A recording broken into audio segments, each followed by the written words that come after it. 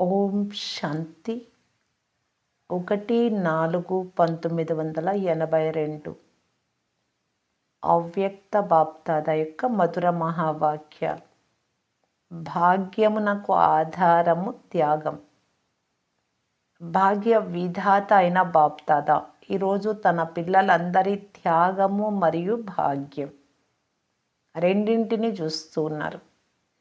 ఏమి త్యాగం చేశారు మరియు ఏ భాగ్యమును పొందారు?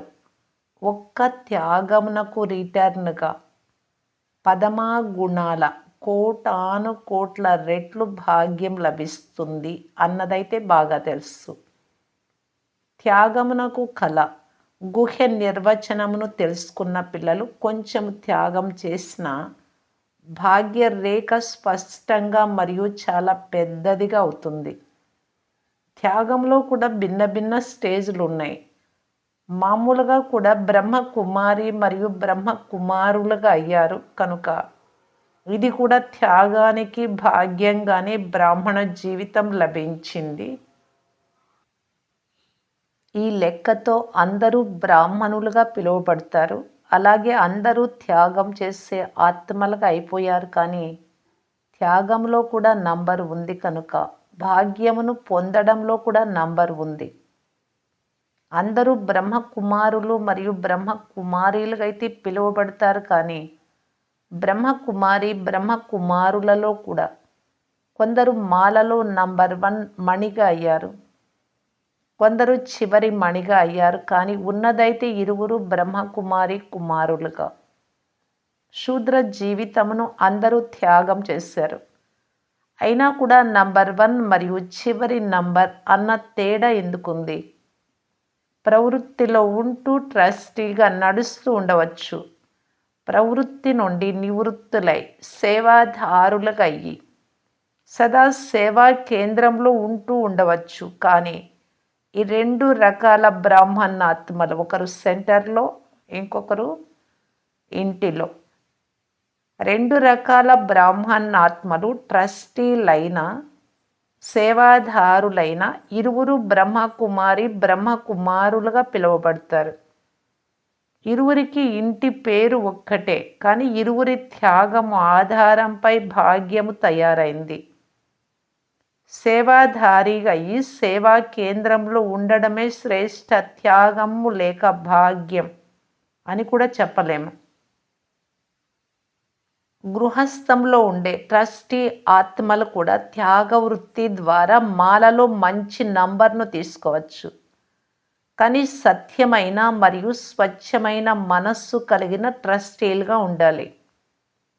భాగ్యమును ప్రాప్తి చేసుకునే అధికారం ఇరువురికి ఉంది. కానీ శ్రేష్ఠ భాగ్య రేఖను చిత్రించుకునేందుకు ఆధారం శ్రేష్ఠ సంకల్పము మరియు శ్రేష్ఠ కర్మ. ట్రస్టీ ఆత్మ అయినా కానీ సేవాధారి ఆత్మ అయినా కానీ ఈ ఆధారము ద్వారా నంబర్ తీసుకోవచ్చు.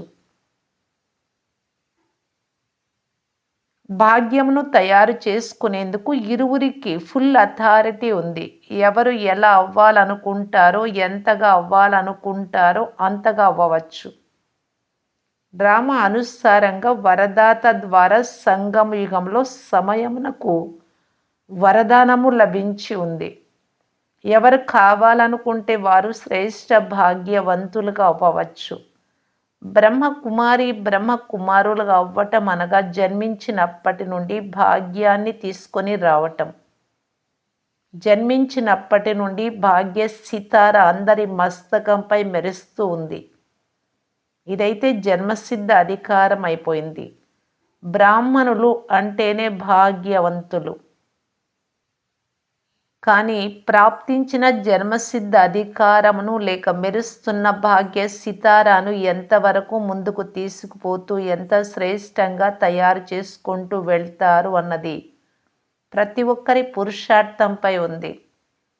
లభించిన భాగ్య అధికారమును జీవితంలో ధారణ చేసి కర్మలలోకి తీసుకురావటం అనగా లభించిన బాబా ప్రాపర్టీని సంపాదన ద్వారా పెంచుకుంటూ ఉండడమా లేక తిని ఖాళీ చేసేయడమా అన్నది ప్రతి ఒక్కరిపై ఆధారపడి ఉంది.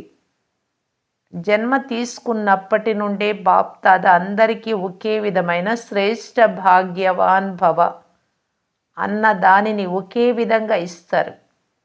దీనిని వరదానమైన అనండి, లేక భాగ్యం యొక్క ప్రాపర్టీ అనైనా అనండి.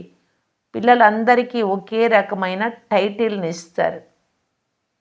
సిఖీలదే బచ్చే చాలా కాల క్రితం విడిపోయి ఇప్పుడు కలిసిన ప్రియమైన పిల్లలు, లాడ్లే బచ్చే ప్రియమైన పిల్లలు అని అంటారు.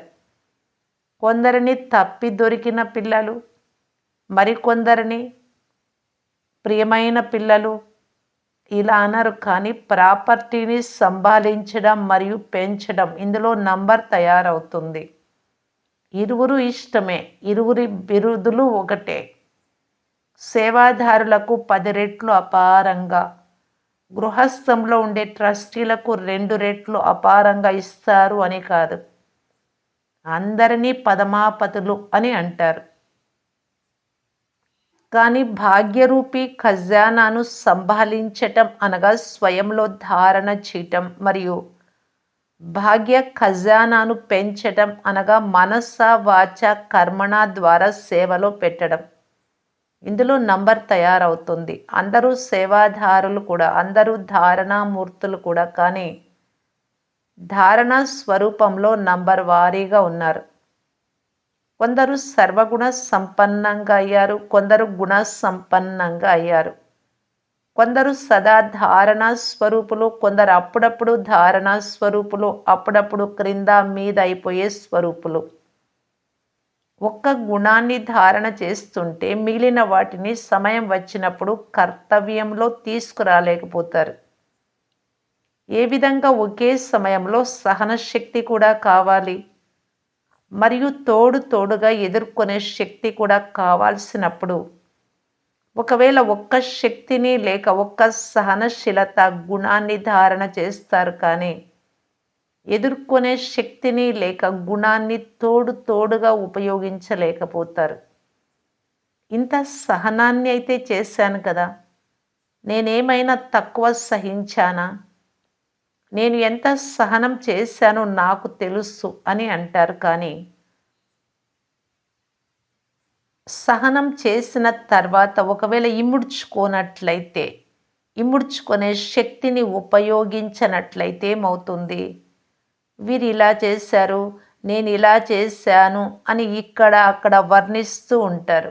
కనుక సహనం చేశారు, ఇంత కమాల్ అయితే చేశారు, అద్భుతాన్ని చేశారు. కానీ కమాల్ను వర్ణిస్తూ, మీ అద్భుతాన్ని, మీ సహనాన్ని వర్ణిస్తూ కమాల్ను ధమాల్ అంటే గందరగోళంలోకి మార్చేశారు. ఎందుకంటే మీరు చెప్పుకోవడం, వర్ణన చేయడం ద్వారా ఒకటేమో దేహ అభిమానము, మరియు ఇంకొకటి పరచింతన, ఈ 2 స్వరూపాలు కర్మలోకి వచ్చేస్తాయి.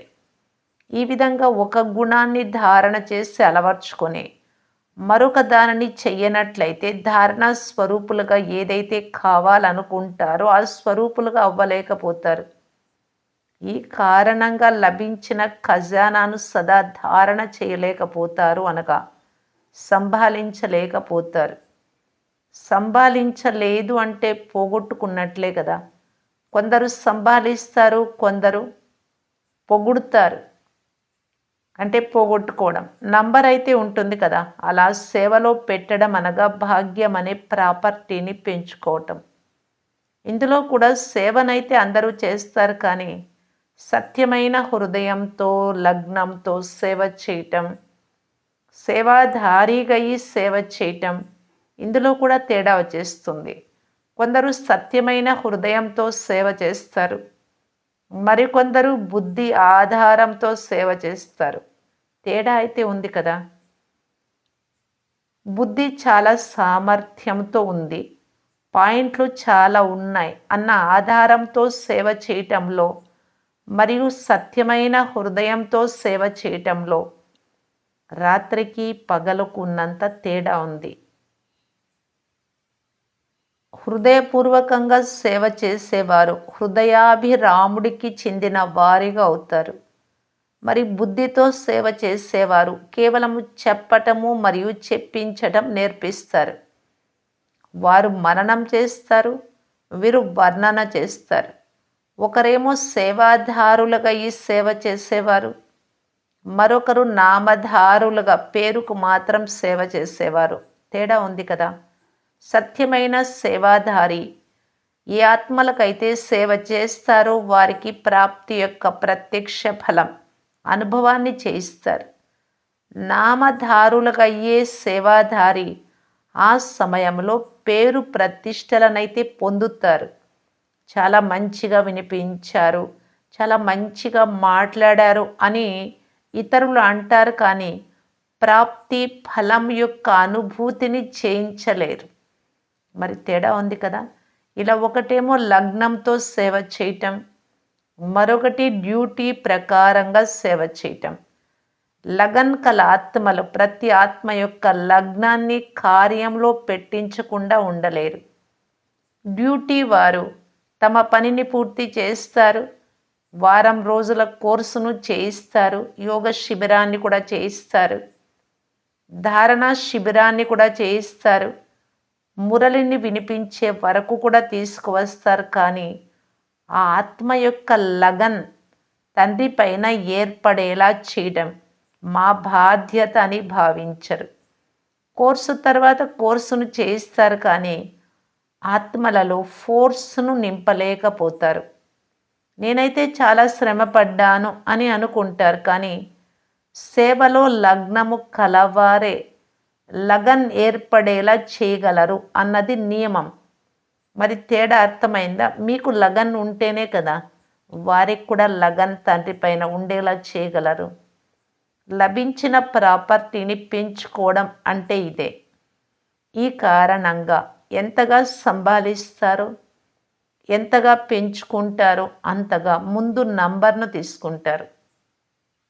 భాగ్య విధాత అందరికీ ఒకే విధంగా భాగ్యాన్ని పంచారు, కానీ కొందరు సంపాదించేవారుగా, కొందరు పోగొట్టుకునేవారుగా అవుతారు, కొందరు తిని ఖాళీ చేసేవారుగా అవుతారు. కనుక రెండు రకాలైన మాల తయారైంది, మరియు మాలలో కూడా నంబర్ తయారైంది. నంబర్ అనేది ఎందుకు తయారైందో అర్థమైందా. మరి బాప్దాదా త్యాగం యొక్క భాగ్యమును చూస్తున్నారు. త్యాగం యొక్క లీల కూడా అంతులేనిది, అపారమైనది. దానిని మరొకసారి వినిపిస్తాము. అచ్చా, ఇలా శ్రేష్ఠ అదృష్టవంతులు సదా శ్రేష్ఠ సంకల్పాలు మరియు శ్రేష్ఠ కర్మల ద్వారా భాగ్య రేఖను పెంచుకుంటూ ఉండేవారు. సదా సత్యమైన సేవాదారులు, సదా సర్వగుణాలు సర్వశక్తులను జీవితంలోకి తీసుకువచ్చేవారు.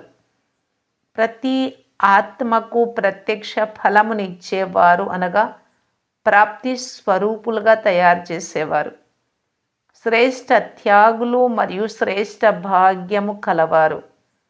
సదా బాబా ద్వారా లభించిన అధికారమును, ఖజానాలను సంభాళించేవారు మరియు పెంచుకునేవారు అయిన ధారణ స్వరూపులైన సదా సేవాధారి పిల్లలకు బాప్దాదాల ప్రియ స్మృతులు మరియు నమస్తే. పార్టీలతో ఫస్ట్ గ్రూప్తో బ్రాహ్మణ్ సో ఫరిస్తా మరియు ఫరిస్తా సో దేవత. ఈ లక్ష్యంను సదా స్మృతిలో పెట్టుకోండి. అందరూ స్వయమును బ్రాహ్మణ్ సో ఫరిస్తాలుగా భావిస్తారా? ఇప్పుడు బ్రాహ్మణులు మరియు బ్రాహ్మణుల నుండి ఫరిస్తాలుగా అయ్యేవారు మరలా ఫరిస్తాల నుండి దేవతలుగా అవుతారు. ఇది గుర్తు ఉంటుందా? ఫరిస్తాగా అవ్వటం అనగా సాకార శరీరధారులుగా ఉన్నా కూడా లైట్ రూపంలో ఉండడం, అనగా సదా బుద్ధి ద్వారా పైన స్టేజ్ పై ఉండడం. ఫరిస్తాల పాదాలు భూమిపై ఉండవు, పైన ఎలా ఉంటారు? బుద్ధి ద్వారా. బుద్ధి అనేదే పాదం. బుద్ధి రూపీ పాదాలు సదా ఉన్నతమైన స్థితిలో ఉండాలి. ఇటువంటి ఫరిస్తాలకు అవుతున్నారా లేక అయిపోయారా? బ్రాహ్మణులుగా అయితే ఉండనే ఉన్నారు. ఒకవేళ బ్రాహ్మణులుగా లేనట్లయితే ఇక్కడికి వచ్చేందుకు మీకు అవకాశం కూడా లభించదు. కానీ బ్రాహ్మణులు ఫరిస్తాతనం యొక్క స్థితిని ఎంతవరకు పొందారు?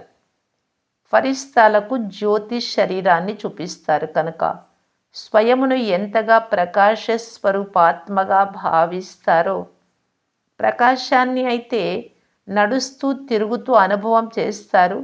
ప్రకాశ శరీరము కలవారు ఫరిస్తాలుగా అయ్యి నడుస్తూ ఉన్నారు అన్నట్లుగా ఉంటుంది. ఫరిస్తా అనగా తమ దేహ భావంతో సంబంధము లేనివారు.